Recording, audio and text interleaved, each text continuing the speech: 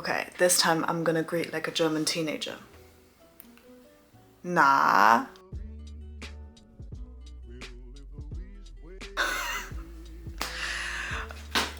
Hey people, it's Cubes.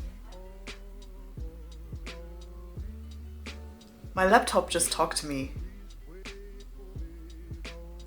Who are you? Hey Google.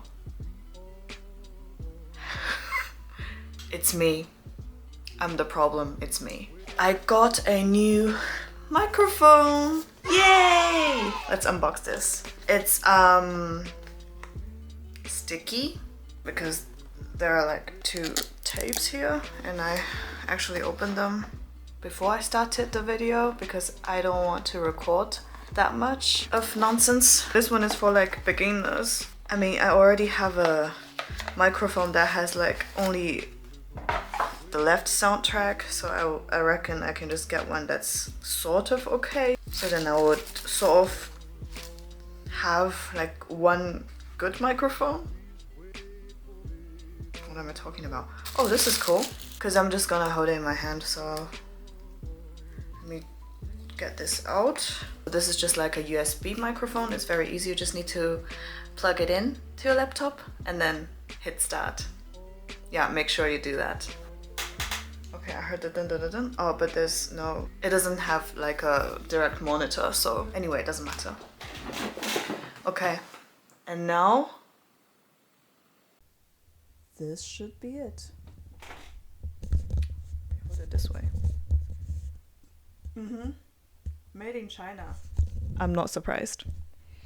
We are still in this exam season. You can really sense visually the willingness to live of those depressed teenagers are getting lower and lower because I usually don't do drugs, but the other day I had some coffee and I went to school for this exam and my friend was just like, okay, that's too much happiness for me. F off. I was very high. Yesterday I went to print something on campus and there was just this girl sitting in front of the laptop for the printer, looking very concerned. And eventually she turned around and asked us, do you happen to have the deregistration form for the exam? And we were like, sorry, no. I am surrounded by depressed teenagers as a depressed adult. But that doesn't mean that I don't like them.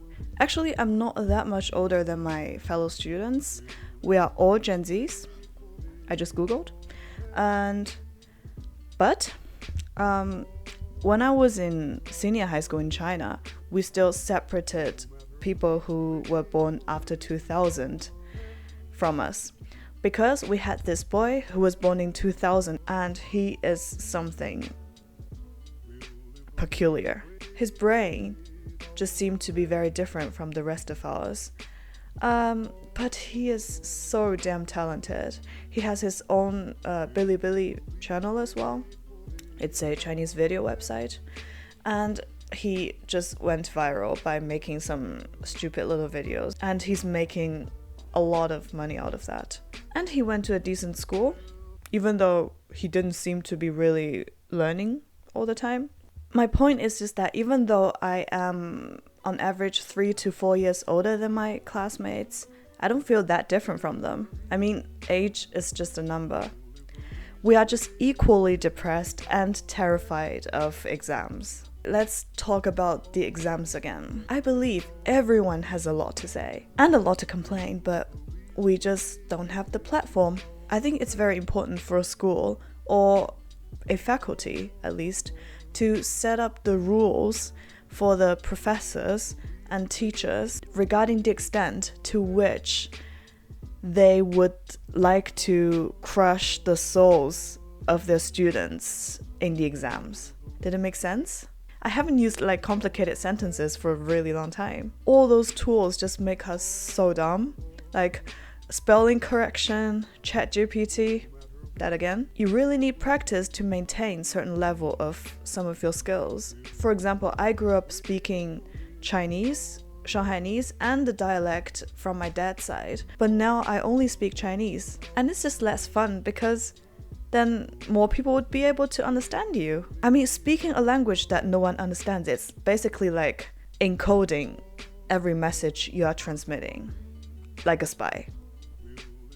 That's cool. Some teachers and professors, they are just angels. They try their best for us to pass the exam or have a good grade by, for example, telling us what exactly we are supposed to learn for the exam. But I'm not saying that, yeah, we should just have everything the easy way. It's how you do it.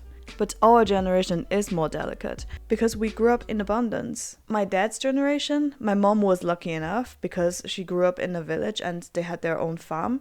But my dad, instead of thinking what to have for dinner, he had to find out how to get food every day.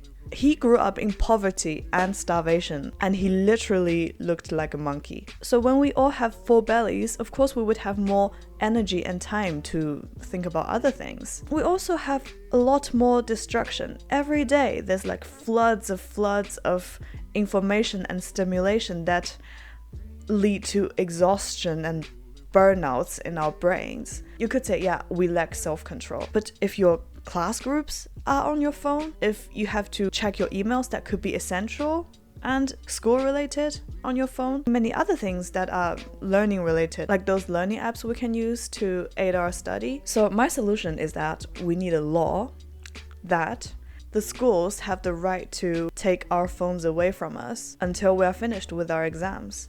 I am being serious. I need that. When I was studying in Shanghai, there was this one professor that left very strong impression on me. If we are not satisfied with our grades, we can just tell him to make it better until we are satisfied with it. The reason why is just that he doesn't want someone to maybe have a much lower grade just because of this one subject. And some students might have some other personal issues that they have to deal with that the others don't know. And that could be the last straw to crush the camel. I mean, this level of care is something that should not be left unappreciated. By the way, someone told me that I have the voice of a mom.